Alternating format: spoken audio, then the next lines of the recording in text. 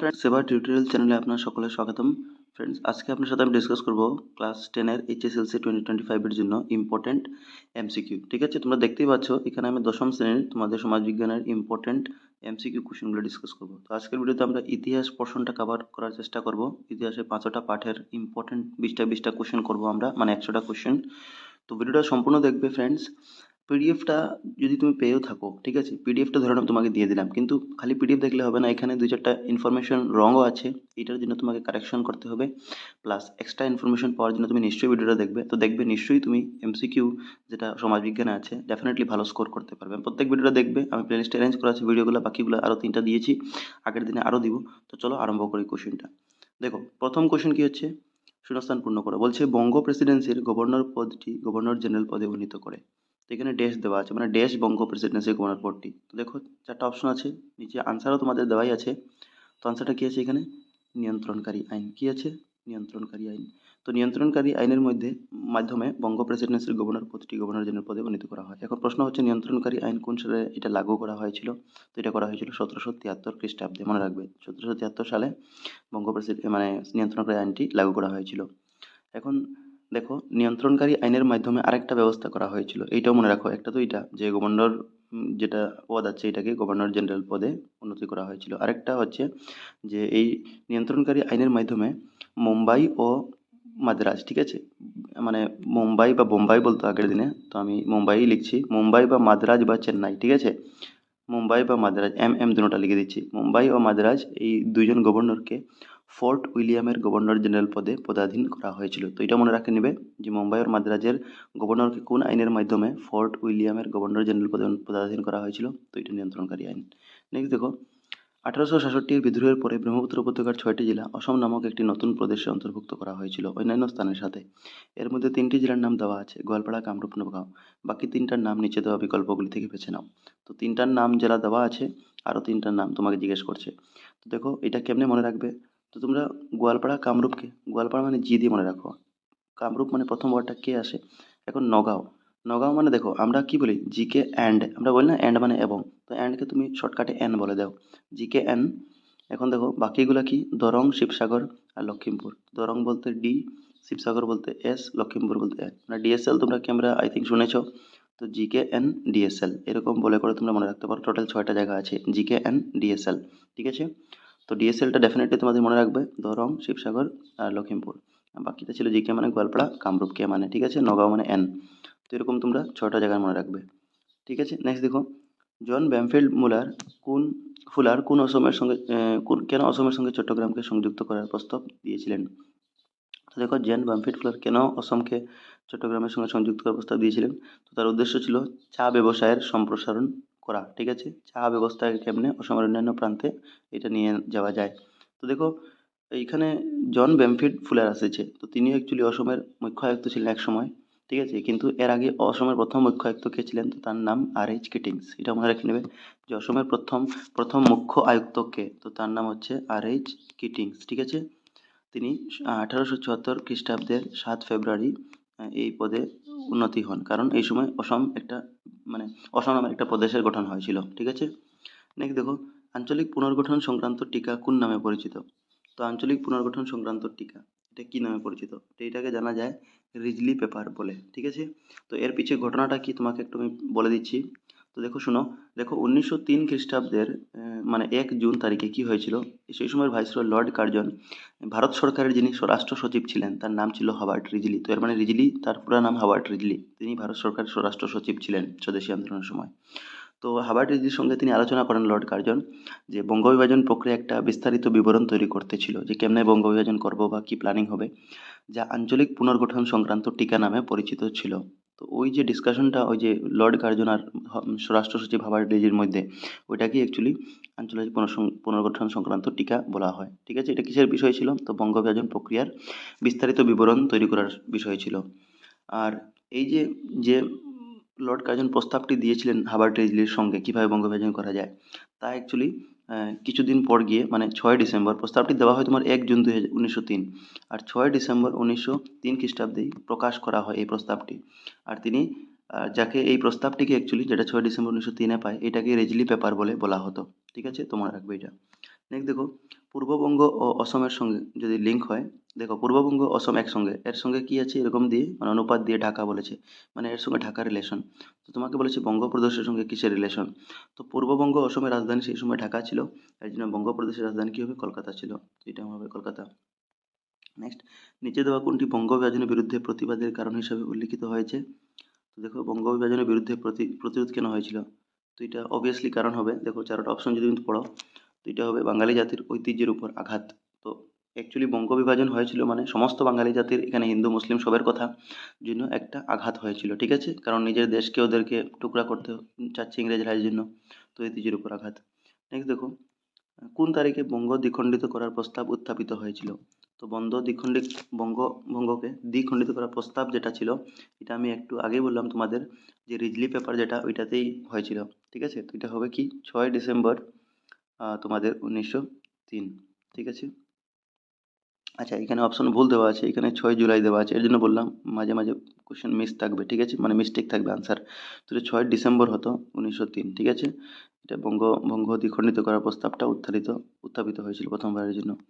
Next দেখো, বঙ্গদেশের বিভাজনের প্রস্তাব বিরোধিতার উদ্দেশ্যে প্রথম প্রতিবাদী সভা কোন তারিখে আয়োজিত হয়েছিল, তো দেশ বিভাজন না করা যায় তার বিরুদ্ধে প্রস্তাব হয়েছিল, এটা হয়েছিল তোমাদের 14 জুলাই, ঠিক আছে, আমি ডেটটা লিখলাম না সুন্দর মতো, ঠিক আছে, এখানে আচ্ছা অপশন তো দেওয়াই আছে, তো কি হবে 14 জুলাই 1905 খ্রিস্টাব্দে, ঠিক আছে। এটা প্রস্তাব বিরোধিতার উদ্দেশ্যে প্রথম প্রতিবাদী সভা হয়েছিল বঙ্গ বিভাজনের বিরুদ্ধে, ঠিক আছে, প্রস্তাব। তো এটা কোন জায়গায় হয়েছিল, এটা ইম্পর্টেন্ট, এটা হয়েছিল খুলনায় বাগের বাড়িতে, ঠিক আছে, খুলনায় বাগের বাড়িতে।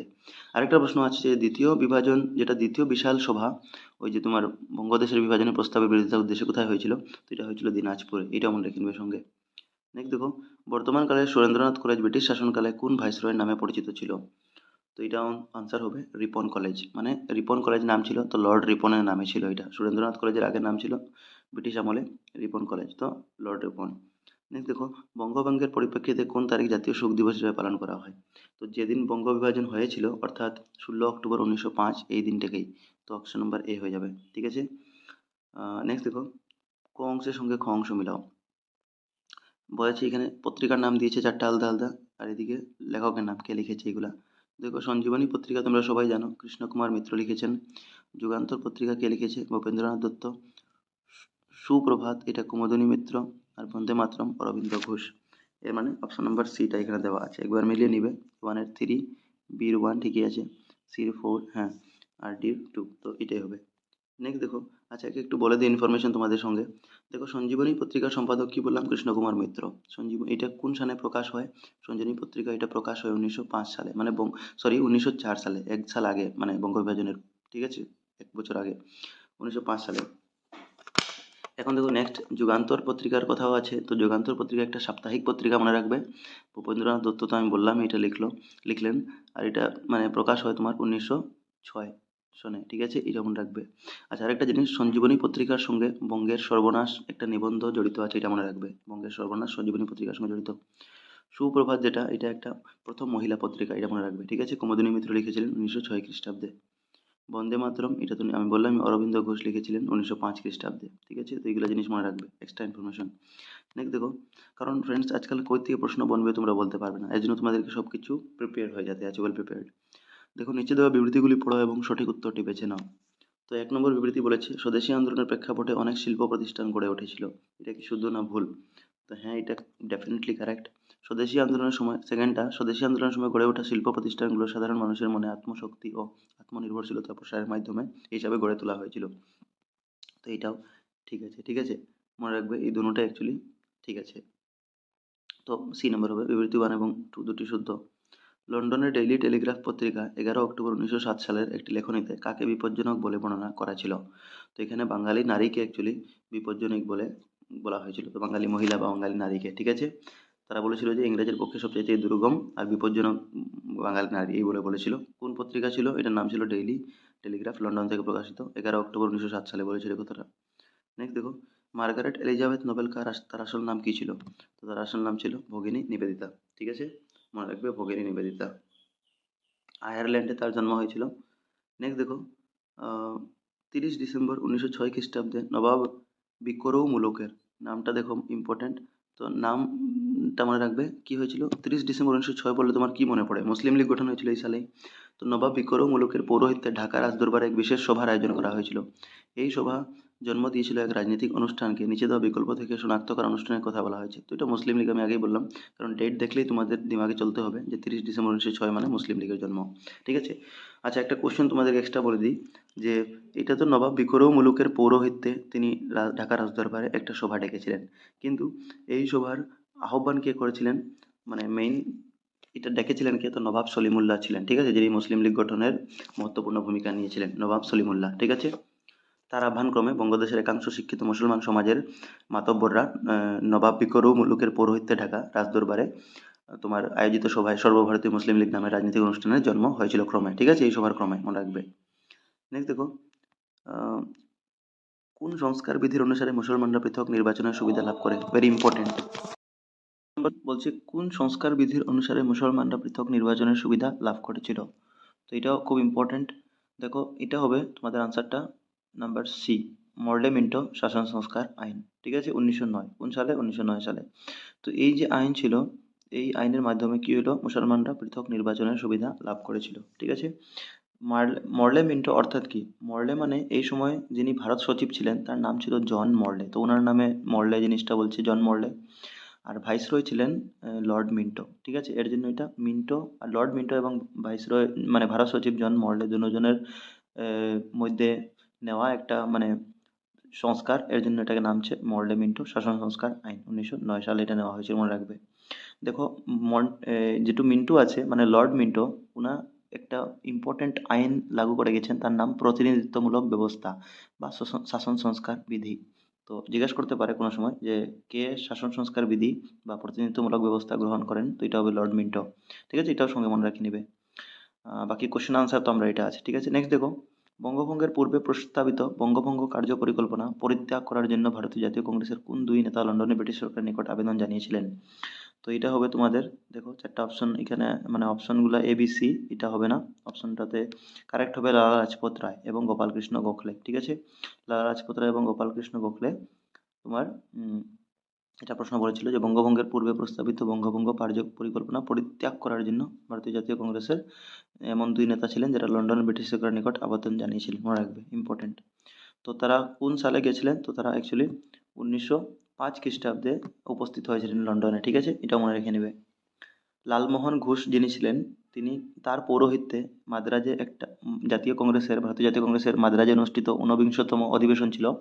এইখানে মানে বঙ্গ বিভাজনের পরিকল্পনা ত্যাগ করার জন্য সিদ্ধান্ত নেওয়া হয়েছিল যে আর্জি পেশ করা হবে লন্ডনে ব্রিটিশ সরকারকে। ঠিক আছে, তো মনে রাখবে। নেক্সট দেখো, বঙ্গভঙ্গ আন্দোলনের পরিপ্রেক্ষিতে কে প্রথম নাইটহুড উপাধি ব্রিটিশ সরকারকে ফিরিয়ে দিয়েছিলেন? তো মোস্ট ইম্পর্টেন্ট, তো এটা হবে গোপালকৃষ্ণ গোখলে।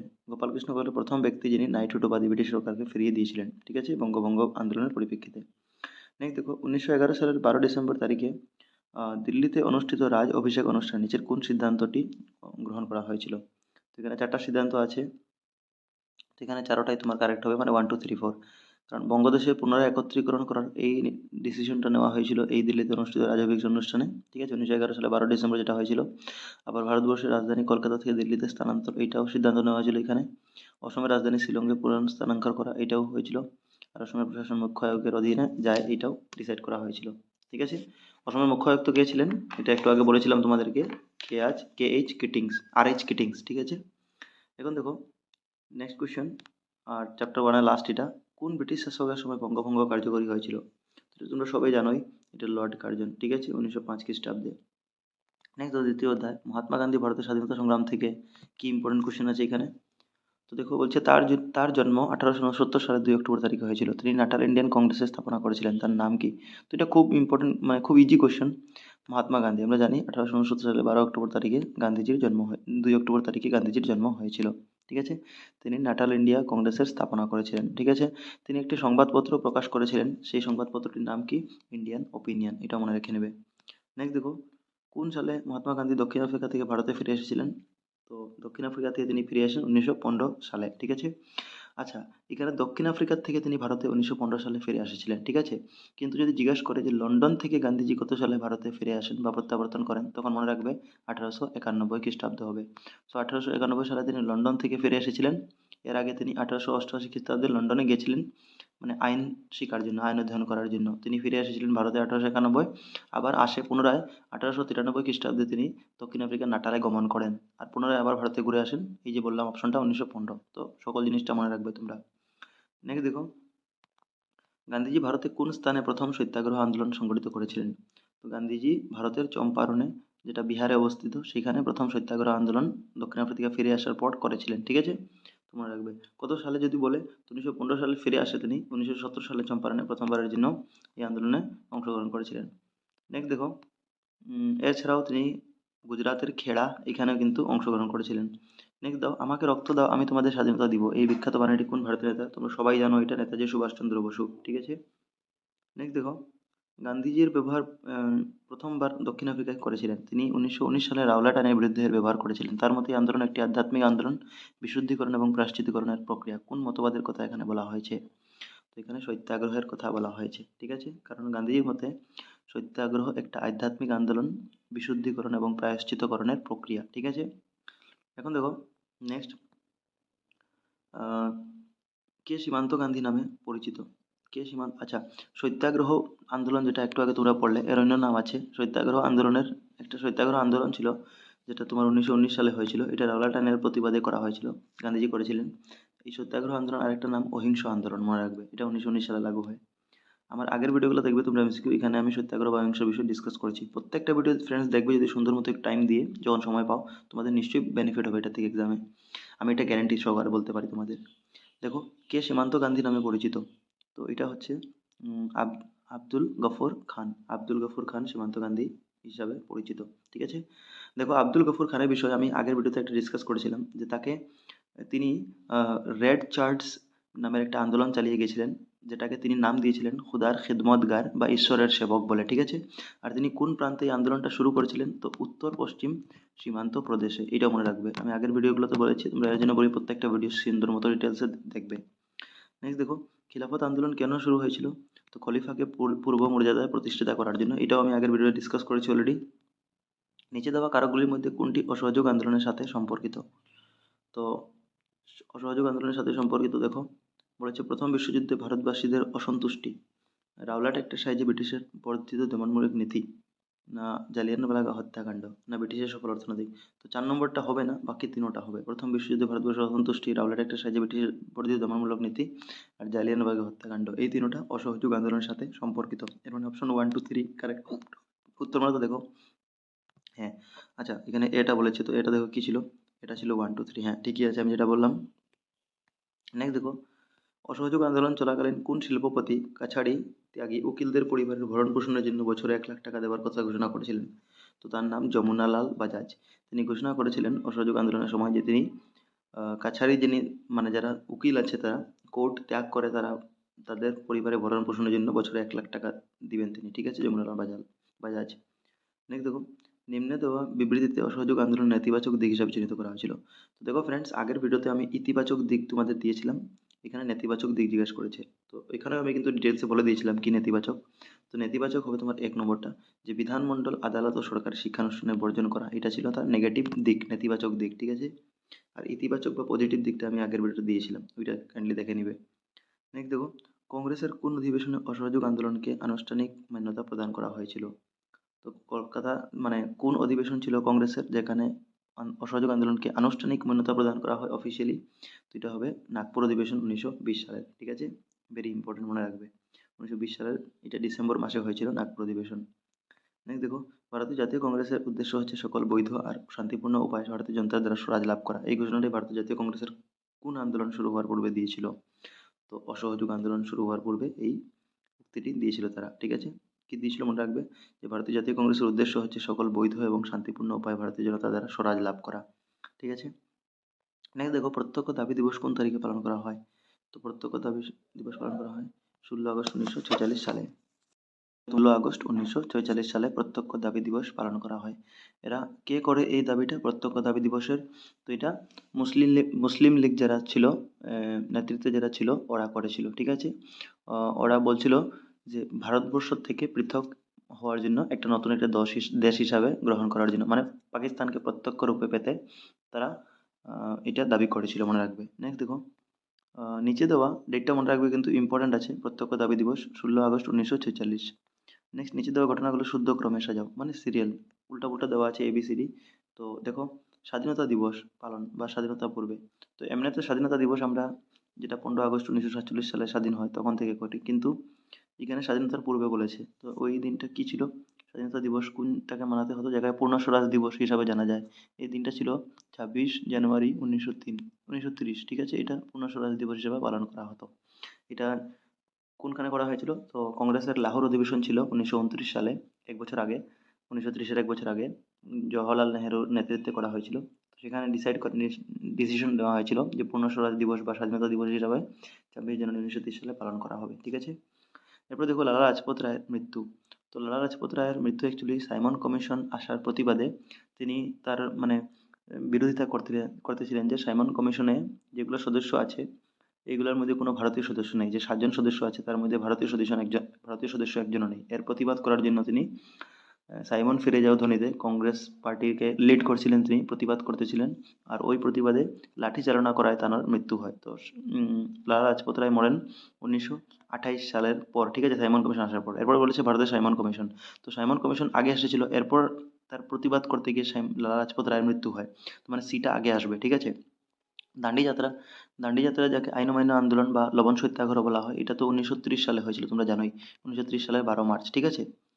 তো যদি সিরিয়ালটা আমরা সাজাই শুদ্ধ ক্রমে, তো তোমার কোনটা আগে হবে দেখো। দান্ডি যাত্রা কি বললাম যে 1930 সালে হয়েছিল, স্বাধীনতা দিবস 1930 সালে, কিন্তু এটা ছিল 1930 সালের 26 জানুয়ারি, আর এটা ছিল 1930 সালের 12 মার্চ। তো তুমি বুঝলে যে কোনটা আগে আসবে, 12 মার্চ মানে দান্ডি দান্ডি যাত্রাটা আগে আসবে, স্বাধীনতা পড়ে যাবে। লালা লাজপত রায়ের মৃত্যু এটা পরে হবে, কারণ সাইমন কমিশন আগে এসেছিল। এর মানে প্রথম সি হবে, প্রথম সিটা হবে, এরপর বি হবে, এরপরে তোমার এটা হবে এ, এরপরে ডি। তো কি হবে, CBAD, ঠিক আছে।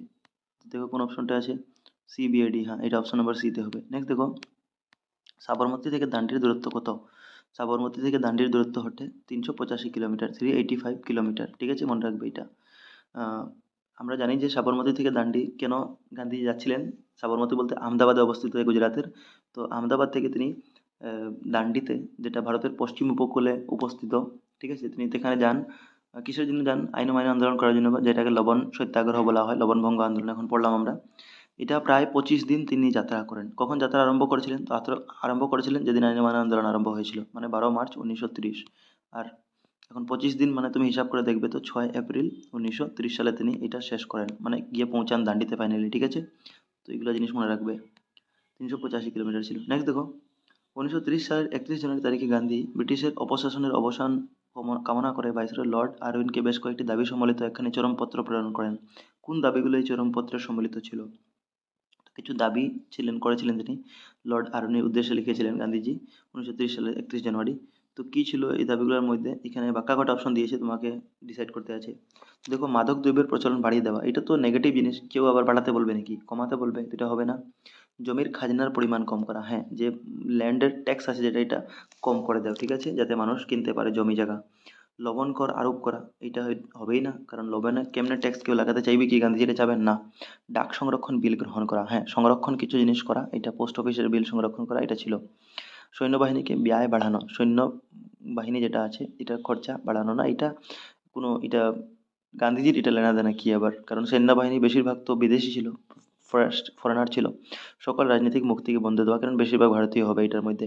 তার মানে বি, ডি আর এফটা কারেক্ট হয়ে যাবে তোমাদের, ঠিক আছে। অপশন দেখো, হ্যাঁ আনসারও তোমার BDF দিয়েছে, কারেক্ট।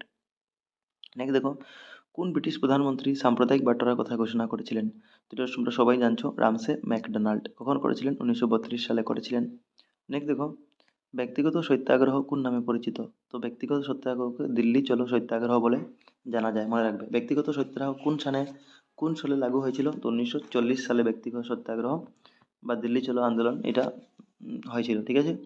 গান্ধীজির নেতৃত্বে কংগ্রেস দল ব্যক্তিগত সত্যাগ্রহের কার্যসূচি গ্রহণ করেছিল, ঠিক আছে। আর একটা মনে রাখবে একটা জিনিস, যে এই ব্যক্তিগত সত্যাগ্রহের প্রথম সত্যাগ্রহী যার মৃত্যু হয়, সরি যিনি গ্রেফতার হয়েছিলেন, তিনি ছিলেন আচার্য বিনোবা ভাবে। কি নামটা বললাম, আচার্য বিনোবা ভাবে, ঠিক আছে। ইনি ছিলেন প্রথম সত্যাগ্রহী যিনি দিল্লি ছিল আন্দোলনের সময় গ্রেফতার হয়েছিলেন, ঠিক আছে, মনে রাখবে। নেক্সট দেখো, একটা দেউলিয়া ব্যাংকের একখানি পর তারিখই চেক কিসের বিষয় উক্তিটি সম্পূর্ণ সত্য। তো চারটা স্টেটমেন্ট আছে, কোনটার বিষয় এটা সত্য। তো এই লাইনটা যেটা দিয়েছে, একটা দেউলিয়া ব্যাংকের একখানি পর তারিখই চেক, এটা তোমাদের কিডস মিশন 1942-এর সময় দেওয়া হয়েছিল, ঠিক আছে। Kids mission 1942।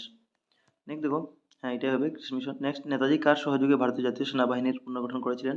তো রাসবিহারী বসুর সহযোগিতায় তিনি ভারতীয় জাতীয় সেনাবাহিনীর পুনর্গঠন করেছিলেন, ঠিক আছে। যাকে কি নাম দেওয়া হয়েছিল?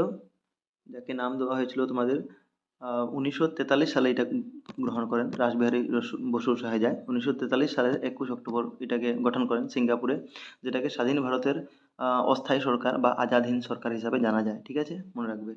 নেক্সট দেখো, তৃতীয় অধ্যায়, ঠিক আছে। তৃতীয় অধ্যায় কিছু ইম্পর্টেন্ট, অসমে ব্রিটিশ বিরোধী জাগরণ এবং কৃষক বিদ্রোহ। তো প্রথম কোশ্চেন, মুদ্রা অর্থনীতি কিসের কিসের সৃষ্টি করেছিল? মুদ্রা অর্থনীতি অসমে হতো, এটা অসমে কিসের সৃষ্টি করেছিল? তো মুদ্রা অর্থনীতি অসমে অভিজাত শ্রেণীর গঠন করেছিল। সরি, অভিজাত না, অভিজাত তো পড়ে এসেছিল। মুদ্রা অর্থনীতির বিকাশ না, এটা তো অভিজাত শ্রেণীর কি করেছিল অ্যাকচুয়ালি, তারা ওই যে সিপাহী বিদ্রোহের সময় আন্দোলনে মত্ত ছিল, যেরকম মনিরাম দেওয়ান অভিজাত শ্রেণী ছিলেন। কিন্তু এখানে মুদ্রা অর্থনীতি অসমে কিসের, এটা হবে মহাজন শ্রেণী, ঠিক আছে, মহাজন শ্রেণী হবে মুদ্রা অর্থনীতি। অ্যাকচুয়ালি জিনিসটা কি ছিল, যে মুদ্রা অর্থনীতি অসমে সুদখোর যারা মহাজন ছিল শ্রেণীর তাদের সৃষ্টি করেছিল, এবং অসমীয়া প্রজা এই সুদখোর মহাজন শ্রেণীর কাছ থেকে টাকা ধার করা মানে হলেও ভূমি রাজস্ব সরকারকে দিতে বাধ্য হয়েছিল। এর জন্য কি, আর এর পিছনে ছিল ওরা মনে করতো যে মহাজন শ্রেণীরা ছিল। এর মধ্যে ব্রিটিশরা এনেছিল বহিরাগত ব্যবসায়ী, মারোয়ারি বা কেয়া সম্প্রদায় যাদেরকে বলে, এবং বাঙালি মহাজন, ওদেরকে দায়ী করা হতো, ঠিক আছে। তো কাদেরকে দায়ী করতে হয় এটা মনে রাখে নেবে, বহিরাগত ব্যবসায়ী, মারোয়ারি বা কেয়া যাকে বলে, এবং বাঙালি মহাজন, ঠিক আছে। নেক্সট দেখো, উনার পূর্বপুরুষ পুরন্দর সঙ্গ ছিলেন, অসমে সিপাহী বিদ্রোহ উনার অধীনে চলে যাওয়ার প্রচেষ্টা চালানো হয়েছিল, উনি কে? তো পুরন্দর সিংহ ছিলেন ওনার পূর্বপুরুষ, আর যার নেতৃত্বে আহ, এটা চালিয়ে নেওয়া চেষ্টা করা হয়েছিল উনি কে? তো এটা হবে কন্দর্পেশ্বর সিংহ। আমরা পেয়েছি যে মনিরাম দেওয়ান কন্দর্পেশ্বর সিংহকে আহোম রাজ সিংহাসনে বসাতে চেয়েছিলেন, ঠিক আছে, ইংরেজকে সরিয়ে অসম থেকে। তো কন্দর্পেশ্বর সিংহ অ্যাকচুয়ালি তিনি পুরন্দর সিংহ যিনি ছিলেন কন্দর্পেশ্বর সিংহের মানে পুরন্দর সিংহের নাতি ছিলেন কন্দর্পেশ্বর সিংহ, ঠিক আছে, এটা মনে রাখবে। নেক্সট দেখো, কত খ্রিস্টাব্দে অসমে ইংরেজ শাসন প্রবর্তিত হয়েছিল? তো এটা কি হয়েছিল, এটা হয়েছিল তোমাদের 1858 সালের কত খ্রিস্টাব্দে অসমে ইংরেজ শাসন পুনর্গঠিত হয়? তো এটা অ্যাকচুয়ালি তোমাদের হয়ে যাবে 1826 খ্রিস্টাব্দে, হ্যাঁ, কারণ ইয়ান্ডাবু সন্ধি হয়েছিল 1826 খ্রিস্টাব্দে, এর জন্য, ঠিক আছে। ইয়ান্ডাবু সন্ধির এক্সাক্ট ডেটটা তোমরা নিচে মেনশন করবে, যে 1826 সালের কোন তারিখে, কোন মাসের কোন তারিখে, যদি পারো নিচে কমেন্ট করবে। নেক্সট দেখো, শুদ্ধ প্রকল্পটি বেছে নাও। বলছে, ব্রিটিশের আগমনে আহোম শাসনকালে নেতা মন্ত্রী রাজকর্মীগণ দ্রুত হারে কর্মসংস্থান হারাতে বসেন। ঠিকই আছে, কর্মসংস্থান মানে নিজের জব হারিয়ে ফেলেন যখন ব্রিটিশ আগমন করলো আসামে 1826 সালে, তখন এন্ডাবু সন্ধির পরিপ্রেক্ষিতে। আর সেকেন্ডটা বলেছে, ইংরেজ শাসক দল তাদের প্রশাসন কার্য চালানোর জন্য বঙ্গদেশ থেকে বাঙালি শিক্ষিত লোক আমদানি করে, এটাও ঠিক, তারা বাইরের থেকে আমদানি করতো। আমরা একটু পড়লাম যে বহিরাগত ব্যবসায়ী, মারোয়ারি এবং বাঙালি মহাজনকে ডাকতো, তো শিক্ষিত লোককে নিশ্চয়ই ডাকবে। এর মানে দুইটা শুদ্ধ, তথ্য এবং দুইটাই শুদ্ধ। নেক্সট দেখো, কোন সালে অসমে ইংরেজরা দাস প্রথা বিলুপ সাধন করে? তো এটা 1843 সাল হবে, কি হবে, 1843 সাল হবে। নেক্সট দেখো, লেখরাজ বলতে কি বুঝো? তো লেখরাজ মানে কি, যে ভূমির মধ্যে কোনো ট্যাক্স দিতে হবে না, এটাকে লেখরাজ বলে। নিষ্কর ভূমি, যেটাতে কর দেওয়া যায় না, এটাকে নিষ্কর ভূমি বলে বা লেখরাজ। মনিরাম দেওয়ান কলকাতায় কার সঙ্গে মিলিত হয়ে অসম থেকে ইংরেজকে বিতাড়িত করবার যে ষড়যন্ত্র করেছিলেন? তো মধু মল্লিকের সঙ্গে মিলিত হয়, ঠিক আছে। মধু মল্লিক নামক একজন বাঙালি মুক্তারের সঙ্গে মিলিত হয়, তিনি এই সিদ্ধান্ত করেছিলেন কলকাতাতে গিয়ে। 1858 সালের 26 ফেব্রুয়ারিতে ক্যাপ্টেন হলরডের বিশেষ বিচারপীঠের দ্বারা মনিরাম দেওয়ানের সাথে কাকে ব্রিটিশের বিরুদ্ধে ষড়যন্ত্র করার জন্য ফাঁসি দেওয়া হয়েছিল? তারিখটা মনে রাখবে, 1858 সালের 26 ফেব্রুয়ারি, ঠিক আছে। বিচারপতি কে ছিলেন? ক্যাপ্টেন হলরড। তো দেওয়া হয়েছিল, ডিসাইড করা হয়েছিল যে মনিরাম দেওয়ান আর পিওলি বড়ুয়া এই দুইজনকে ফাঁসি দেওয়া হবে, ঠিক আছে।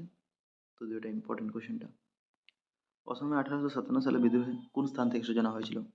তো অসমে 1857 সালের বিদ্রোহ চিটগাঁও, ঠিক আছে, চিটাগাঁও যেটাকে বলে। তো বঙ্গদেশে যেটা আছে, বাংলাদেশে বর্তমানে আছে, এইটাকে বলা হয়, সূচনা করা হয়। এক দেখো, চট্টগ্রামও বলা হয় এটাকে, ঠিক আছে। অসমে 1857 এর বিদ্রোহের বিফলতার কোন কারণটি সঠিক নয় বলেছে? 1857 বিদ্রোহের কোনটি সঠিক নয়? এর মানে দেখো, এখানে একটা অপশন কারেক্ট হবে, বাকি ভুল হবে। দেখো, বলেছে অসমে বিদ্রোহীদের সংখ্যা অতি নগণ্য ছিল, মানে কম ছিল, এটা ঠিকই কথা।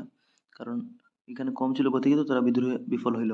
বিদ্রোহীদের নেতারা সময় মতো বিদ্রোহের কাজ সম্পন্ন করতে সক্ষম হননি, এটাও ঠিক কথা। যদি সময় মতো সম্পন্ন করতো তবে আর কেন তারা বিফল হতো?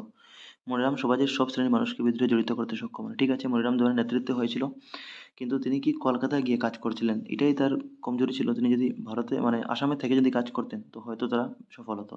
তো ১ নম্বরটা এর জন্য শুদ্ধ, কোনটা নয় বলেছে সঠিক। বিদ্রোহের মুখ্য সংগঠক ছিলেন মনিরাম দেওয়ান, আর তিনি বিদ্রোহ চলাকালীন অসমে প্রস্তুত ছিলেন না। ঠিক আছে, এখানে বলেছে প্রস্তুত ছিলেন বলেছে, মানে এটা ভুল, তিনি তো ছিলেন না, তিনি কলকাতায় ছিলেন, এই জন্য এটা ভুল হবে, এটা শুদ্ধ হবে আমাদের। ঠিক আছে, সঠিক নয় বলেছে। নেক্সট, ১৮৬১ সালে সংঘটিত হয় কৃষক বিদ্রোহ। তো তোমরা জানবে এটা ফুলাগড়ি ধাওয়া বলে জানা যায়, ১৮৬১ সালে সংঘটিত। এটা অসমের প্রথম কৃষক বিদ্রোহ, ফুলগড়ি ধাওয়া। নেক্সট, ১৮৮১ সালে উত্তর কাছাড়ের জনজাতীয় বিদ্রোহের নেতৃত্ব কে দিয়েছিলেন? তো ১৮৮১ সালে উত্তর কাছাড়ের জনজাতীয় বিদ্রোহ হয়েছিল, তার নেতৃত্ব দিয়েছিলেন শম্ভুধন ফংলচার। ঠিক আছে, শম্ভুধন ফংলচার। নেক্সট, এখানে ফংলসা দিয়েছে, ফংলচার হবে। ঠিক আছে, নেক্সট দেখো, এই কৃষক বিদ্রোহের সূচনা ১৮৯৩ সালের ২৮ ডিসেম্বর বাজার লুটপাটের মাধ্যমে হয়েছিল। কৃষক বিদ্রোহের নাম কি ছিল? তো এই কৃষক বিদ্রোহের নাম ছিল রঙ্গিয়ার কৃষক বিদ্রোহ। ঠিক আছে, কৃষক বিদ্রোহ আগের ভিডিওতে আমি এগুলা কিছু ইম্পর্টেন্ট দিয়েছি তোমাদের এমসিকিউয়ে, তো এগুলো দেখে নিবে।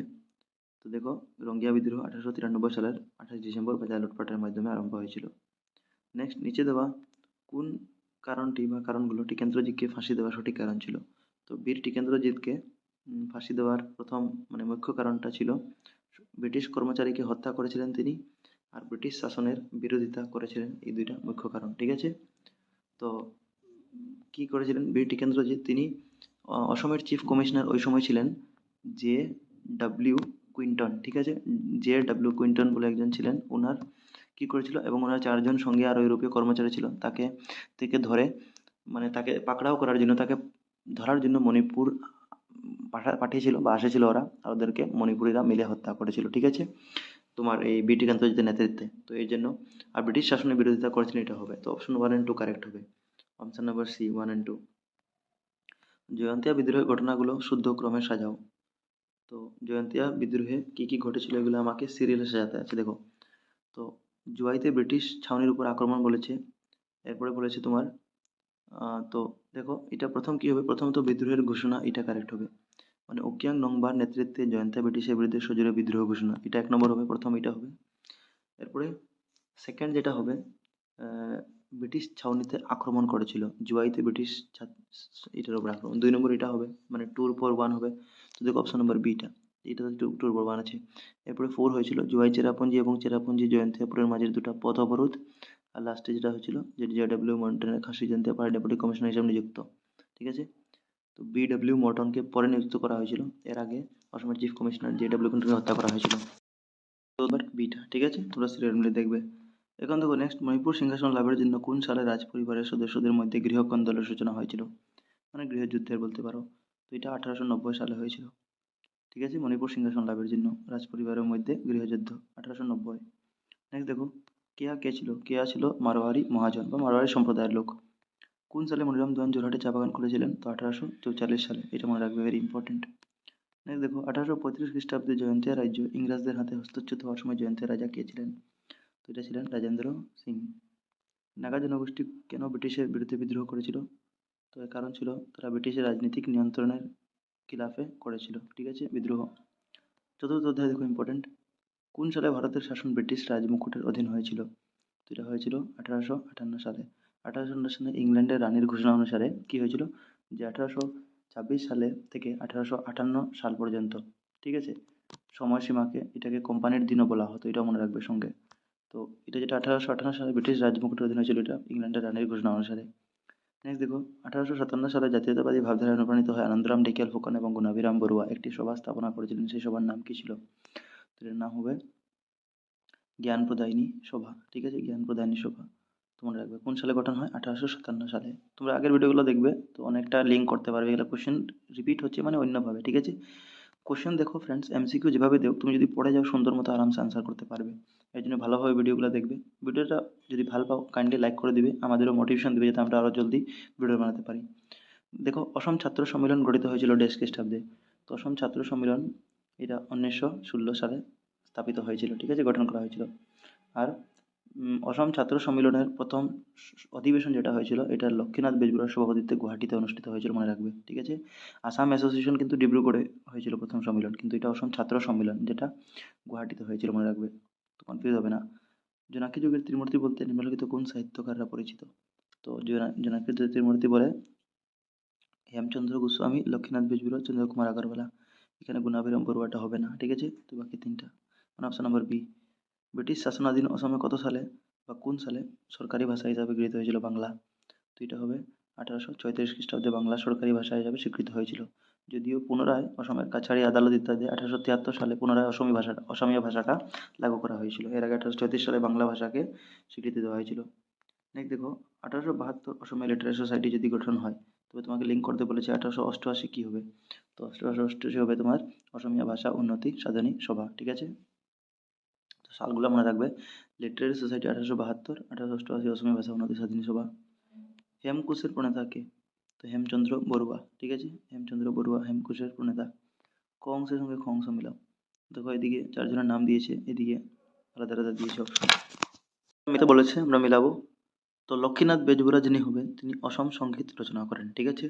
অসমের যেটা জাতীয় গীত আছে অসম সঙ্গীত তিনি রচনা করেন। আর এছাড়াও তিনি বীর বরাগী, মোর দেশ এই গীতগুলো রচনা করেন, মনে রাখবে। চন্দ্রকুমার আগরওয়ালা কোনটা অপশনের সঙ্গে মিলবে? তো এটা জোনাকির প্রথম সম্পাদক, এটা হবে, ঠিক আছে? আমরা এরপরে পদ্মনাথ গোহাই বড়ুয়া, তো এখানে অপশনে নাই। পদ্মনাথ গোহাই বড়ুয়া আহোম সভার প্রতিষ্ঠা করেন, এটা হবে, ঠিক আছে? যেটা ছিল এটার সঙ্গে ম্যাচ হবে। আর নরনারায়ণ সিং মেজুমালিয়া রাজা বলা হয়, মাজুমালিয়া রাজা মানে ও 2 নম্বরটা। তো এইভাবে মিলাবে তোমরা, অপশন নম্বর সিটা এখানে কারেক্ট হবে, ঠিক আছে? মিলে দেখে নিবে। দেখো নেক্সট, 1884 সালে জগন্নাথ বড়ুয়ার বঙ্গের আত্মীয় সভা ভারতীয় সংস্থা থেকে অনুপ্রাণিত হয়ে সভার স্থাপনা করেছিলেন। এই সভার মূল উদ্দেশ্যের মধ্যে একটি ছিল জনসাধারণ অবস্থার উন্নতি সাধন করা। এই সভা 1886 সালের ভূমি রাজস্ব ব্যবস্থার বিরোধিতা করেছিল। এই ব্যাখ্যা অনুসারে নিচে দেওয়া সভাগুলোর নাম থেকে শুদ্ধ বিকল্পটি। তো এটা হবে যোরহাট সার্বজনীন সভা। এখন দেখো, তোমাদেরকে এত লম্বা এক্সামে ডাইরেক্ট কোশ্চেন দিবে না, স্টেটমেন্ট দিবে ABCD চারটা, বলবে কোনটা শুদ্ধ বা ঠিক আছে এটা বলতে পারে। তো দেখো কি কি মনে রাখবে, 1884 সালে জগন্নাথ বড়ুয়া বঙ্গের মানে জগন্নাথ বড়ুয়া কি বঙ্গের এটা স্থাপনা করেন, ঠিক আছে? আর আত্মীয় সভা আত্মীয় সংস্থা থেকে অনুপ্রাণিত হয়ে সভা স্থাপনা করেছিলেন। তো কি থেকে অনুপ্রাণিত হয়ে মনে রাখবে, আত্মীয় সভা বঙ্গের আত্মীয় সভা ভারতীয় সংস্থার থেকে অনুপ্রাণিত হয়, ঠিক আছে? এই সভার মূল উদ্দেশ্য ছিল জনসাধারণের অবস্থার উন্নতি সাধন করা, মনে রাখবে। কার কথা বলা হচ্ছে? এটা বলা হচ্ছে যোরহাট সার্বজনীন সভার, ঠিক আছে? আর 1886 সালে ভূমি রাজস্ব ব্যবস্থার বিরোধিতা করেছিল এই সভা, ঠিক আছে? যোরহাট সার্বজনীন সভা, মনে রাখবে এগুলো জিনিস। নেক্সট দেখো, 1905 সালে আসাম অ্যাসোসিয়েশনের প্রথম অধিবেশন কোথায় হয়েছিল? তো এটা আমি আগের ভিডিওতে বলেছিলাম, ডিব্রুগড়। দেখো নেক্সট, আসাম অ্যাসোসিয়েশন ভারতের জাতীয় কংগ্রেসের কোন অধিবেশনের প্রতিনিধি পাঠিয়েছিল? তো আসাম অ্যাসোসিয়েশন যেটা ছিল, এটা ভারতীয় জাতীয় কংগ্রেসের নাগপুর অধিবেশন, যেটা 1916 সালে হয়েছিল। এটাতে নিজের মানে প্রতিনিধিত্ব পাঠিয়েছিল। তো এটা হবে 1916 সালের নাগপুর। নেক্সট দেখো, নাগপুর মহারাষ্ট্রে অবস্থিত, ঠিক আছে? ভারতীয় জাতীয় কংগ্রেস কোন সালে স্থাপন করা হয়েছিল? তো এটা তো ক্লাস 9-এ তোমরা পেয়েছো, 1885 সালে। আসাম অ্যাসোসিয়েশনের প্রথম সভাপতি, উপসভাপতি এবং সম্পাদক কে ছিলেন? তো দেখো, সভাপতি যিনি প্রথম ছিলেন তার নাম ছিল প্রভাতচন্দ্র বড়ুয়া। সভাপতি কি হবে? 1 নম্বরটা আনসার আছে প্রভাতচন্দ্র বড়ুয়া। উপসভাপতি পদ্মনাথ গোহাই বড়ুয়া। আর সম্পাদক মানিকচন্দ্র বড়ুয়া। আর মানিকচন্দ্র বড়ুয়া অ্যাকচুয়ালি এটাকে যিনি সম্পাদক ছিলেন তিনি স্থাপনা করেছিলেন 1903 সালে আসাম অ্যাসোসিয়েশন, ঠিক আছে? নেক্সট, অসম প্রদেশ কংগ্রেস সমিতির প্রথম সভাপতি কে ছিলেন? তো এটা কুলধর চলিহা, ঠিক আছে? প্রথম সভাপতি কে ছিলেন? কুলধর চলিহা। এখানে প্রথম সভাপতি বলেছে কুলধর, সম্পাদক বললে কি হতো? নবীনচন্দ্র বরদলৈ। এটা আমি আগের ভিডিওতে ডিসকাস করেছিলাম। নেক্সট দেখো, অসম প্রদেশের প্রথম প্রধানমন্ত্রীকে স্বাধীনতা পূর্বে, কারণ এখন তো মুখ্যমন্ত্রী বলা হয় কিন্তু আগে প্রধানমন্ত্রী বলা হতো স্বাধীনতার পূর্বে। তো তিনি ছিলেন গোপীনাথ বরদলৈ। নেক্সট দেখো, অসমের প্রথম মুখ্যমন্ত্রীও তিনিই ছিলেন, ঠিক আছে? আচ্ছা, অসমের প্রধানমন্ত্রী বা মুখ্যমন্ত্রী বলুক একই হবে। নেক্সট দেখো, অসম কেশরী বলতে কে পরিচিত? তো অম্বিকাগিরি রায়চৌধুরীকে অসম কেশরী বলা হয়, মনে রাখবে, অম্বিকাগিরি রায়চৌধুরী। 1921 সালে গঠিত অসম প্রদেশ কংগ্রেস কমিটির সভাপতি এবং সম্পাদক হিসাবে কাকে নির্বাচন করা হয়েছিল? তো 1921 সালে গঠিত অসম প্রদেশ কংগ্রেস সভাপতি যেটা হয়েছিল 1921 সালে, এটার সভাপতি যে ছিল তিনি ছিলেন কুলধর চলিহা আর সম্পাদক ছিলেন নবীনচন্দ্র বরদলৈ, একটু আগেই বললাম আমি, ঠিক আছে? গান্ধীজি কোন সালে অসম এসেছিলেন? Very important. তো গান্ধীজি 1921 সালে অসমে এসেছিলেন, মনে রাখবে, ভেরি ইম্পর্টেন্ট, ঠিক আছে? নেক্সট দেখো, অবশ্য দক্ষিণ আফ্রিকা থেকে ফিরে তিনি চম্পারণে প্রথম এসেছিলেন 1917 সালে, আমি বলেছিলাম আগেতে, 2 নম্বর পাঠে ছিল এটা। নেক্সট দেখো, বরাক উপত্যকার করিমগঞ্জে কোন স্থানে অসহযোগ আন্দোলন চলাকালীন চা বাগান শ্রমিকরা ঔপনিবেশিক শাসকের বিরুদ্ধে প্রতিবাদ জানিয়েছিল? তো এটা হবে চারগুলা, ঠিক আছে? চারগুলা শহরে কি করেছিল? করিমগঞ্জের নতুন নাম কিন্তু শ্রীভূমি, ঠিক আছে? যারা করিমগঞ্জ থেকে যদি কেউ থাকো এখানে কাইন্ডলি নিচে কমেন্ট করবে। তো শ্রীভূমি, এখানে কি চলাকালীন চা বাগান উপনিবেশিক শাসকের বিরুদ্ধে প্রতিবাদ জানিয়েছিল চারগোলাতে, ঠিক আছে। অসহযোগ আন্দোলনের সময় রাখবে। অসমের কোন ব্যক্তিত্ব দান্ডি যাত্রায় অংশগ্রহণ করেছিলেন? তো দান্ডি যাত্রায় অংশগ্রহণ করেছিলেন লীলাধর বড়ুয়া, অসম থেকে মনে রাখবে, লীলাধর বড়ুয়া, ঠিক আছে। আর নেক্সট দেখো, অসমে ভারত ত্যাগ আন্দোলন চলাকালীন গহপুরের 14 বছরের এক মেয়ে ব্রিটিশের বিরুদ্ধে প্রতিবাদ করতে গিয়ে মৃত্যুবরণ করেছিল, তার নাম কি? তো ওনার নাম হচ্ছে কনকলতা বড়ুয়া। মাত্র 14 বছর বয়স ছিল তখন তিনি কি করেছিলেন? গহপুর থানায় পতাকা উত্তোলন করেছিলেন। গহপুর যেটা, এটা অসমের বিশ্বনাথ চারিয়ালি এই ডিস্ট্রিক্টের অন্তর্গত। তো গহপুর থানায় তিনি আন্দোলন মানে ঝান্ডা যেটি তিনি উত্তোলন করতেছিলেন পতাকা, তখন তাকে গুলি মেরে দেওয়া হয়। তো তিনি মৃত্যু হয়, ঠিক আছে, 14 বছর ছিল মাত্র। নেক্সট, অসম কৃষি বিশ্ববিদ্যালয় কোন সালে স্থাপিত হয়েছিল? তো অসম কৃষি বিশ্ববিদ্যালয় এটা কোন সালে? তো এটা হবে 1969 সালে। দেখো ফ্রেন্ডস, অসম কৃষি বিশ্ববিদ্যালয় যেটা, এটা জোরহাটে অবস্থিত, এটা মনে রেখে নিও।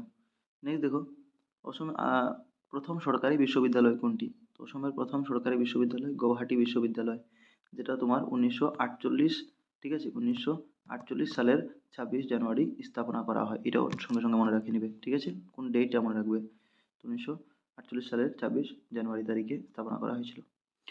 নেক্সট দেখো, উত্তর পূর্ব ভারতের প্রথম চিকিৎসা মহাবিদ্যালয় কোথায় স্থাপিত হয়েছিল? তো এটা হবে ডিব্রুগড়। উত্তর পূর্ব ভারতের প্রথম চিকিৎসা মহাবিদ্যালয় ডিব্রুগড়ে। এটা 1900 সালে স্থাপনা করা হয়েছিল, পুরোপুরি 1900 সালে। যেটার প্রথম নাম আগে বলা হতো মানে বেরি হোয়াইট মেডিকেল কলেজ, ঠিক আছে, মেডিকেল স্কুল। কিন্তু বর্তমানে এই যে চিকিৎসা মহাবিদ্যালয় উত্তর পূর্ব ভারতের প্রথম, এটার নাম অসম চিকিৎসা মহাবিদ্যালয়, যেটা 1947 সালে এর পুনর্নামকরণ করা হয়, 1947 সালে 3 ডিসেম্বর তারিখে। এর আগে 1900 সালে এটা স্থাপনা করা হয়েছিল, যার নাম জন বেরি হোয়াইট মেডিকেল কলেজ ছিল। কারণ মানে একজন সিভিল সার্জন ছিলেন লখিমপুর জেলার, তার নাম ছিল ডক্টর বেরি হোয়াইট। ওই তিনি মানে 50,000 টাকা অনুদান করেছিলেন, ঠিক আছে, এটা স্থাপন করার জন্য, এর জন্য। নেক্সট দেখো, কোন সালে শিলচর মেডিকেল কলেজ স্থাপিত হয়েছিল? তো এটা কাছাড় ডিস্ট্রিক্টের আমাদের। তো 1968 সালে শিলচর মেডিকেল কলেজ স্থাপনা করা হয়েছিল, ঠিক আছে। আর যেটা ইতিহাসের আছে তোমাদের, এটাতে কি ইম্পর্টেন্ট এমসিকিউ প্রশ্ন বলছে, শূন্যস্থান পূর্ণ করো প্রথম। খ্রিস্টপূর্ব ডেশ সহস্রাব্দে সিন্ধু উপত্যকার উন্নত নাগরিক সভ্যতার বিকাশ ঘটেছিল। তো এটা 4000 শতাব্দ হবে অ্যাকচুয়ালি, ঠিক আছে, 4000 সহস্রাব্দে। সহস্রাব্দে মানে দেখো, সহস্র মানে 1000, তো এখানে 4000 সহস্রাব্দ হবে, ঠিক আছে। তো খ্রিস্টপূর্ব 4000 সহস্রাব্দে, হ্যাঁ, চতুর্থ সহস্রাব্দে বলেছে, এটাই খ্রিস্টাব্দ মানে চতুর্থ সহস্রাব্দে। নেক্সট দেখো, সিন্ধু সভ্যতার বিকাশ ঘটেছিল। নেক্সট, জওয়াহরলাল নেহরুর কোন গ্রন্থের দ্বারা বিভেদের মধ্যে ঐক্য এই বাক্যাংশ স্থায়িত্ব লাভ করেছিল? বিভেদের মধ্যে ঐক্য মানে ইউনিটি ইন ডাইভার্সিটি, ঠিক আছে। তো এই গ্রন্থটার নাম কি ছিল? ভারত সম্ভেদ, বা এটাকে ডিসকাভারি অফ ইন্ডিয়া বলা হয়। এই গ্রন্থের মাধ্যমে বিভেদের মধ্যে ঐক্য এই বাক্যাংশ স্থায়িত্ব লাভ করেছিল, জওয়াহরলাল নেহরুর গ্রন্থ এটা। সত্যমব জয়তে, দেখো এটা কি, এটা বলেছে সত্যমব জয়তে যদি মুন্ডাকো উপনিষদের সঙ্গে লিঙ্ক থাকে তো অহিংসা পরম ধর্ম কি হবে? তো এটা মহাভারত। তোমরা আগের পার্টটা দেখবে, এটাতে সুন্দর করে ডিসকাস করা আছে, আরও কিছু এক্সট্রা করা আছে, এগুলো দেখে নিবে। নিচে দেওয়া কোনগুলো রাষ্ট্রসংঘের শিক্ষা, বিজ্ঞান এবং সাংস্কৃতিক সংস্থা দ্বারা বিশ্ব ঐতিহ্য ক্ষেত্র হিসাবে তালিকাভুক্ত হয়েছে? দেখো ফ্রেন্ডস, বিশ্ব ঐতিহ্য ক্ষেত্র, ঠিক আছে, এটা হিসাবে কোন কোনটা আছে রাষ্ট্রসংঘের দ্বারা এটা ঐতিহ্য মানে এই ট্যাগটা পাওয়া যায়। তো এটা কে আছে দেখো, এখানে সাঁচির স্তূপ, যেটা মধ্যপ্রদেশে অবস্থিত, এটা আছে তোমাদের বিশ্ব ঐতিহ্য ক্ষেত্র। অজন্তার গুহা, যেটা মহারাষ্ট্রে অবস্থিত, এটা আছে তোমার ঐতিহ্য ক্ষেত্র, বিশ্ব ঐতিহ্য ক্ষেত্র। আর তাজমহল যেটা আছে, এটা আগ্রা উত্তরপ্রদেশে অবস্থিত, এটাও বিশ্ব ঐতিহ্য ক্ষেত্রে অবস্থিত। তো এখানে অপশন নাম্বার কোনটার মধ্যে দেখো আছে? অপশন নাম্বার এটা আছে কারেক্ট, এটার মধ্যে তিনটা আছে। নেক্সট দেখো, বর্তমান অসমে কয়টা বিশ্ব ঐতিহ্য ক্ষেত্র আছে ফ্রেন্ডস? তো তিনটা মনে রাখবে, ঠিক আছে, তিনটা একটা হচ্ছে চোরাইদেও, যেটা লেটেস্ট কদিন আগে করা হয়েছে ডিসাইড। এর আগে ছিল কাজিরাঙ্গা ন্যাশনাল পার্ক আর মানস ন্যাশনাল পার্ক, ঠিক আছে, তিনটা ঐতিহ্য ক্ষেত্র আছে অসমে।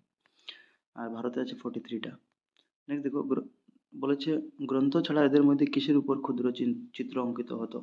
ঠিক আছে, তো এখানে কি কি গ্রন্থ ছাড়া বলছে? তো সাঁচিপাতা গ্রন্থ ছাড়া, ঠিক আছে, সাঁচিপাতা গ্রন্থ ছাড়া এদের মধ্যে ক্ষুদ্র চিত্র অঙ্কিত হতো, ঠিক আছে। তো এটা কোশ্চেনটা একটু এলোমেলো লাগছে আমাকে, কোশ্চেনটা হয়তো সঠিক সাজাতে পারেনি, কিন্তু সাঁচিপাতার স্তূপের কথা বলছে এখানে, ঠিক আছে। লেখ প্রদর্শনী পূর্ণকালের যেটা, এটার কথা বলেছে। নেক্সট দেখো, কে যুগসূত্র নামক গ্রন্থ সংকলন করেছিলেন? তো এটা পতঞ্জলি, ঠিক আছে, পতঞ্জলি যে তিনি করেছিলেন যুগসূত্র নামক গ্রন্থ। নেক্সট দেখো, আহ, কোন তারিখটি আন্তর্জাতিক যোগ দিবস হিসেবে পালন করা হয়? তো যোগ দিবস হিসাবে যোগ দিবস, যেটা যোগা ডে বলা হয়, ইন্টারন্যাশনাল যোগা ডে, এটা পালন করা হয় 21 জুন তারিখে। 21 জুন তারিখে যোগা দিবস বা আন্তর্জাতিক যোগ দিবস হিসেবে পালন করা হয়।